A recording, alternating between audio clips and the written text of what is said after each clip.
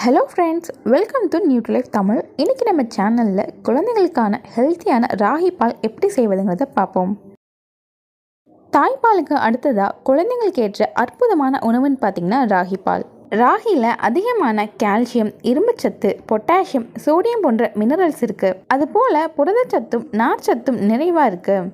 இதை குழந்தைங்களுக்கு கொடுத்துட்டு வரதுனால அவங்க எலும்பு வலிமை பெறுது, உடலில் இரும்பு சத்து அதிகமாகுது, அதோட குழந்தை ஆரோக்கியமாக வளர்கிறதுக்கும் உதவியாக இருக்குது. ராகி பாலை நீங்கள் 6 மாத குழந்தைகள்லேருந்து கொடுக்க ஆரம்பிக்கலாம். இல்லை உங்கள் குழந்தைங்களுக்கு தாய்ப்பால் போதுமான அளவு இல்லைன்னா 3 மாதத்துலேருந்தே கொடுக்க ஆரம்பிக்கலாம். ஓகே, இப்போ வாங்க ராகி பால் எப்படி செய்யலாம்னு பார்ப்போம்.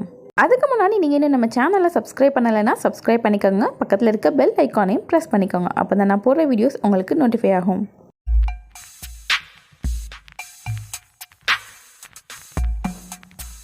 ராகி பால் செய்வதற்கு நீங்கள் முழு ராகியையும் பயன்படுத்தலாம், இல்லை முளைக்கட்டின ராகியை கூட பயன்படுத்தலாம். அப்படியும் இல்லைன்னா ராகி மாவு பயன்படுத்தலாம். நான் இன்னைக்கு மாவு யூஸ் பண்ணி தான் கேப்பப்பால் செய்ய போகிறேன். இதை செய்கிறதுக்கு ஒரு பவுலில் 2 ஸ்பூன் ராகி மாவு எடுத்துக்கிறேன்.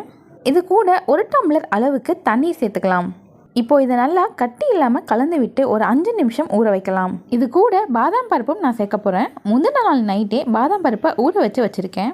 பாதாமில் அதிகமான ஃபைபர், புரோட்டீன், நல்ல கொழுப்புகள் இருக்குது. இது குழந்தைங்களோட வெயிட் கெயினுக்கு ரொம்பவே யூஸ்ஃபுல்லாக இருக்கும்.